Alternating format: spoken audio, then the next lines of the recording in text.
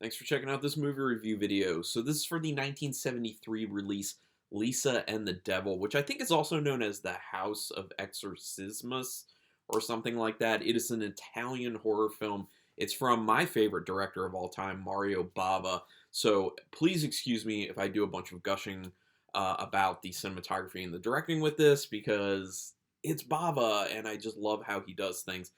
And here's the thing, like even if the films are kind of slow moving, like this one is kind of slow moving at times, or if they're not the greatest scripted, kind of like when he did $5 for an August Moon, that Giallo film, it always visually looks so amazing that I'm not going to say 100% makes up for those problems, but it really does help to mitigate them.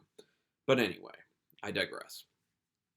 Directed by Mario Bava, obviously, if you're not that familiar with Bava, here are a few films that he's done that you may know of. Black Sunday, Black Sabbath, A Bay of Blood, Blood and Black Lace, Planet of the Vampires, Shock, $5 for an August Moon, Hatchet for the Honeymoon, which is one of my favorites, The Girl Who Knew Too Much, another one of my favorites, The Whip and the Body, and Kill Baby Kill, probably my favorite of the Bava films.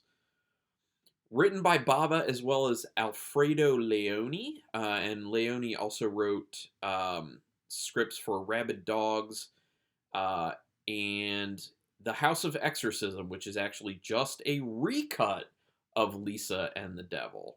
So yes, I had that note on there.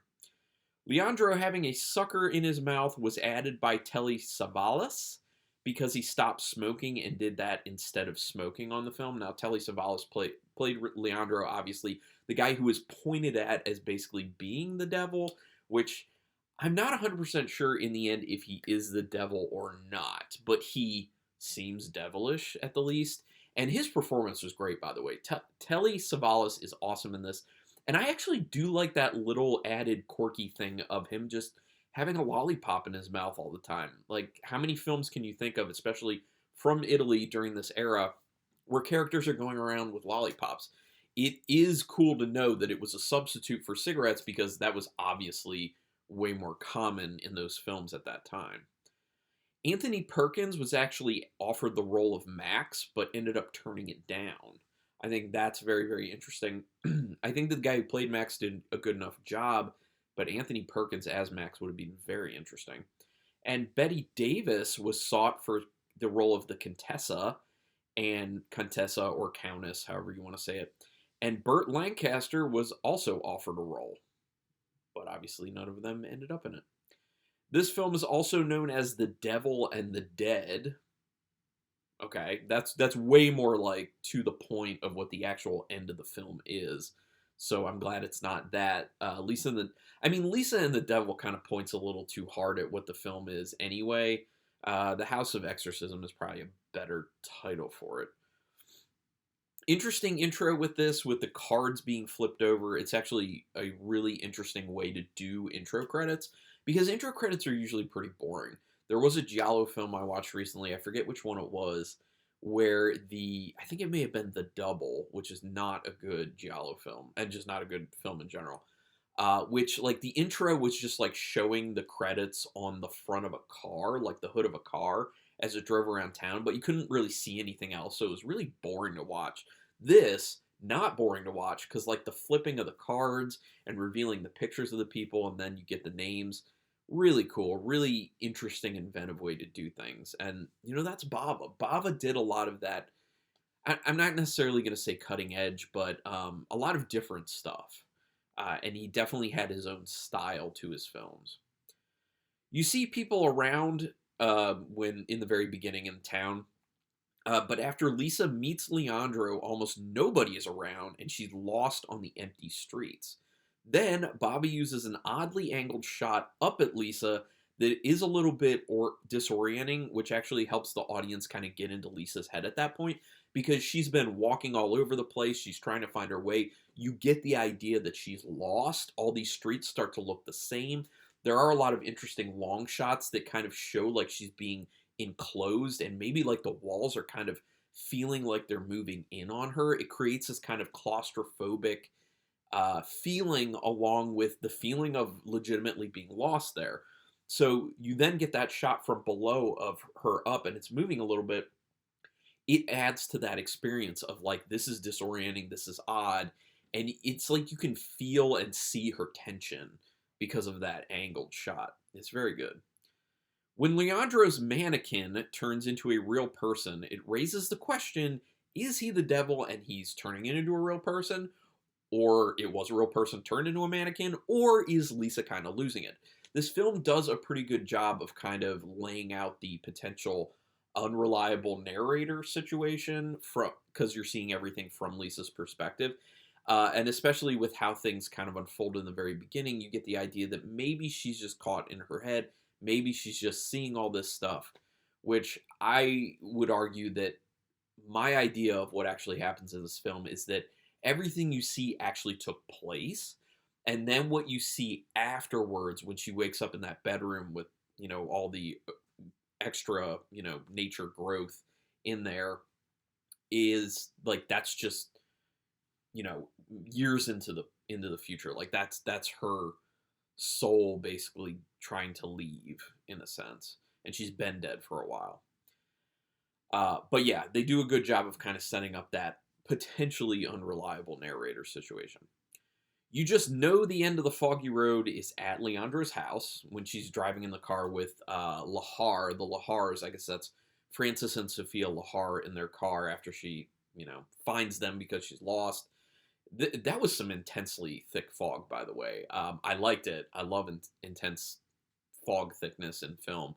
But you just know, like, when they got to the end and you see that big gate, you're just like, Leandro's going to be there, isn't he? And at that point, you obviously don't know his name, but you're like, that guy, that bald guy, is going to be there. The shots during Sophia and George's romance scene are excellent.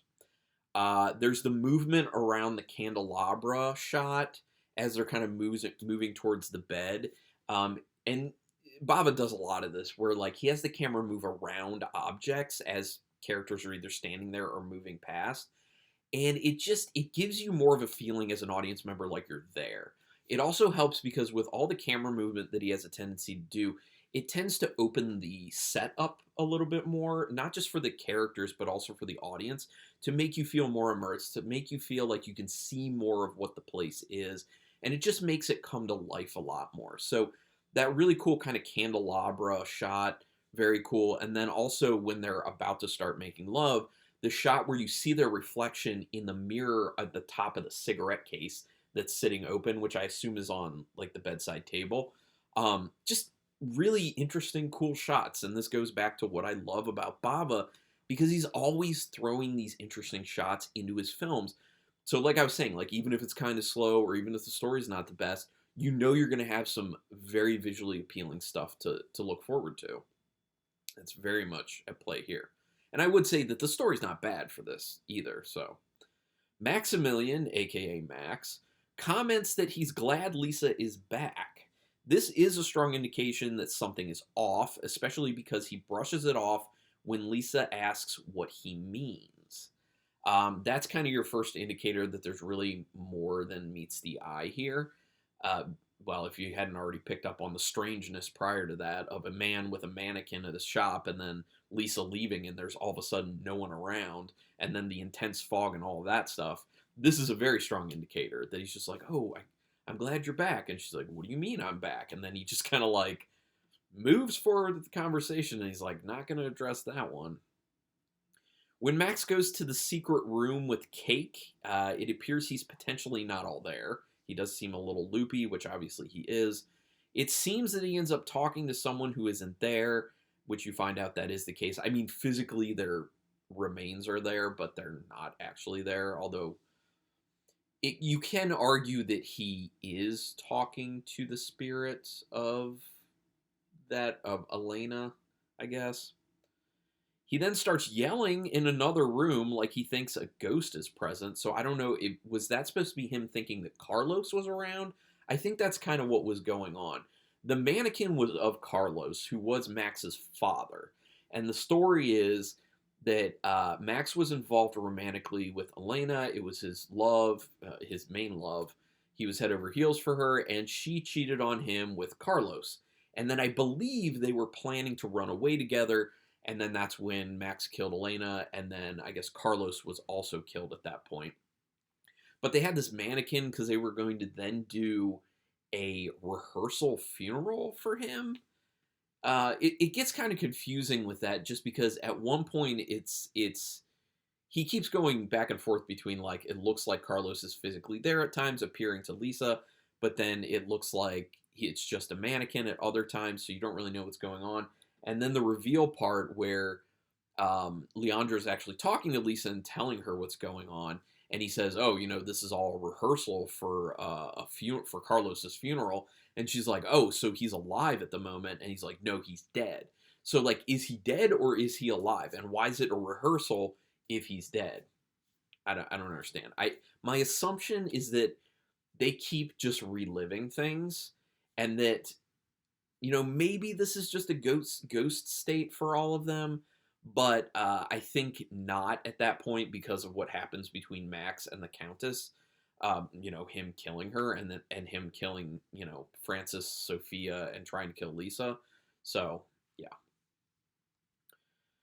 The large music box that is shown numerous times has a mesmerizing quality with how it moves and the music it plays, which I think that this fits into the overall story, because if you look at it, there's kind of like a Grim Reaper devil character, and then there's a bunch of kind of like normal people in the circle, and it just kind of like moves.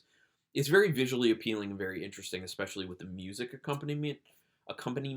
But I do think that that kind of devil character is supposed to symbolize Leandro, and everyone else is the people who end up becoming ghosts within the film, and he's kind of like leading them in a circle, in a sense. It's kind of like this time loop, because you see at the very end that well, a better way to put it is purgatory. You see at the very end that Lisa's trying to get away, obviously, because she's on that plane, but she can't get anywhere. There's no one on the plane, and then when there finally is someone on the plane, it's just all the other dead people, and then you see her dead too. So and Leandro is the pilot, so it just drives home that she's trying to get places, trying to get out, and she can't.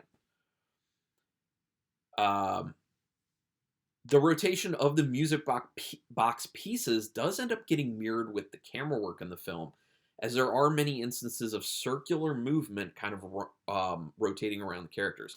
This is another interesting thing that Bob has done. He's taken this centerpiece of this music box, and he's taken the rotation of it and integrated that into the camera work around the characters, which I think further bolsters my claim that that's a representation, that like this music box is a representation of what's going on with the actual characters in the film. So he's showing that visually as a clue of, like, just like the music box moves, we're moving this camera around the characters in that same circular motion. Very well done and very interesting. And it's just, it's just appealing. It appears as if the Countess killed George, but where's the motive? You then find out, I mean, that was my thought at the time, but you then find out that Max had killed George because he didn't want Lisa leaving, basically, because he had a feeling that she would leave with the Lahars. And with the part where you see the Countess walking down the hallway with the murder weapon, which is the bloody scissors, you think, oh, she did it potentially, but no, she's just cleaning up after Max because she doesn't want her son to get caught. And she's very protective. Excuse me. You get that idea that she's extremely protective because of how often Max states that he's lonely. So you really feel like she's just been keeping him there for his entire life. But then again, that could point to a situation where maybe they're already ghosts, basically. But I personally don't think that's what's happening. That's just, it could kind of point to that. Everyone but Sophia seems way less concerned about George being dead than they should be. That was kind of a funny thing that occurred to me. I was just like, so Sophia's very distraught that George shows up dead, but pretty much no one else. Like, everyone else is just kind of like, it happens. And it's just kind of weird. But hey, that happened with these films at the time. It's really hard to know what's going on when the mannequin seems to appear as a real person to Lisa so many times. I kind of thought at one point that maybe it was an indicator that everything was just kind of in her head, that she wasn't all there, but that ends up not being the case in the end. So I thought it was kind of a good red herring to be throwing that in. And they throw it in from the get-go. Max bludgeoning Sophia is a pretty intense and well executed scene. I did quite like that. Leandro is seen walking around, talking to himself. Sorry, walking around and talking to himself in his what I assume was his bedroom with all the mannequin parts. That is an excellent scene. I love, love, love that scene. The acting of Telly Savalas, the camera that's following him consistently, that is my favorite scene of the film. It's so good. His lines that are being said as he's talking to himself, his actual physical and verbal acting at that point, the camera work, how it's following him, it's such a wonderful scene, and that's why it is definitely my favorite part of the film.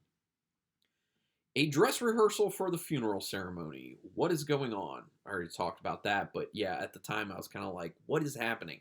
And that speaks to one of the great things about this film is it's one of those films where you really don't get the resolution until the very, very end.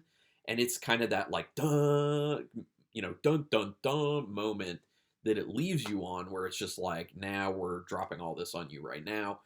Deal with it while the end credits play. So I like that. The reveal of Elena of her being dead, by the way, is enhanced by all the dead flowers and pieces of cake that are sitting all about the room. It's a cluttered mess that basically ends up mirroring the cluttered mess that is Max's mind. Because obviously, this whole time, like he seems very scattered. He seems very occupied with what's going on with Elena, and potentially thinking that the ghost of Carlos is basically coming to take Elena away again. And it's just a very stunning, interesting reveal when you're seeing more of that room, and there's all these pieces of cake. There are all these vases of flowers that are dead, and then you find out that Elena is also dead, and then that's when Lisa's chloroformed, and I assume she's raped at that point. I think. I mean, that's what they're at least alluding to, and then Max starts crying. So maybe he doesn't actually assault her. He just ends up crying instead, but he was going to, at least. Max killed Elena because she broke his heart by cheating on him with his father, Carlos. Yeah, I already talked about that. Max talks so much about being lonely that it makes you believe his mother kept him from the world and his isolation drove him to madness. I know I kind of talked about that, but that little bit speaks further to his madness. I do believe probably came from his isolation. Because, think about it. If you don't have the ability to interact with other people, you can kind of lose it. You really can kind of lose it. Or at least you're going to lose your ability to, in a rational way, interact with other people. And, his wanting to kill to keep Elena and kill to keep Lisa is that kind of further way of showing that his obsession of fixing his loneliness has gone to a permanent solution where he says if I have any indicator that someone's going to try to leave me, I'm going to kill them to keep them with me because I can't be lonely anymore. And you get the idea that that's all kind of the making of the Countess, his mother. I don't get how the dead were moving. Was Leandro somehow mechanizing the bodies?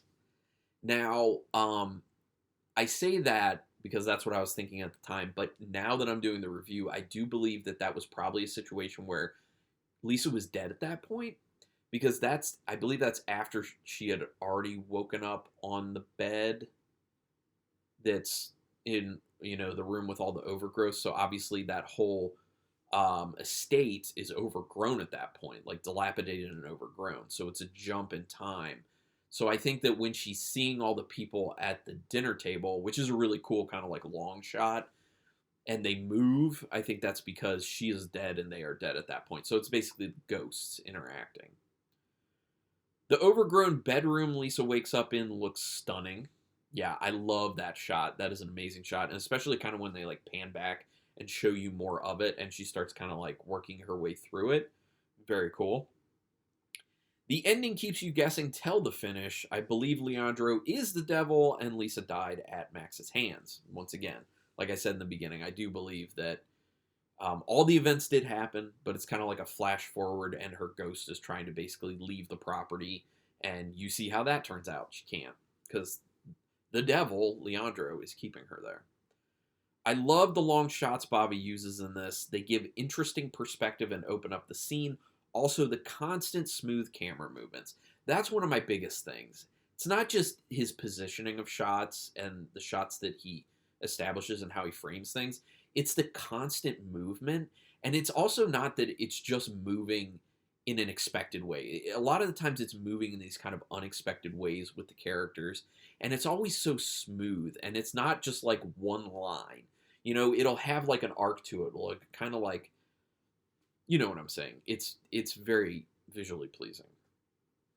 Even though this film moves slowly most of the time, there's so much style in the directing and cinematography that you stay engaged. I do quite like this film. It's not the best film I've seen by Bava.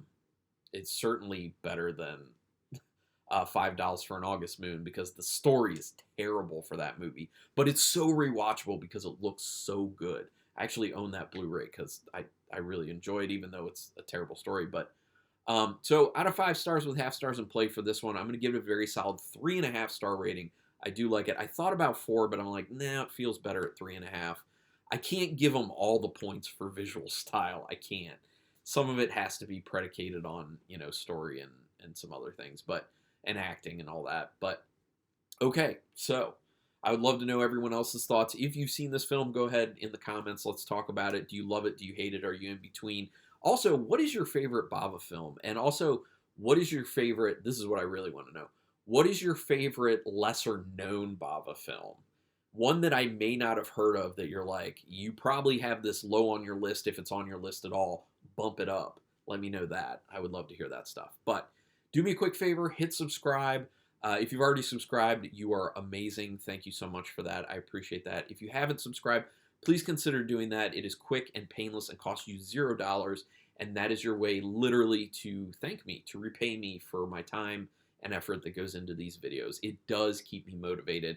That literally is what keeps me going, is when I keep seeing people joining this dirty horror community that I'm trying to create here, because it means that you are actually consuming what I'm putting out, and that really is flattering and means a lot to me, so I appreciate that. But regardless, I do thank you for taking your time to watch this, and until next time, keep it brutal.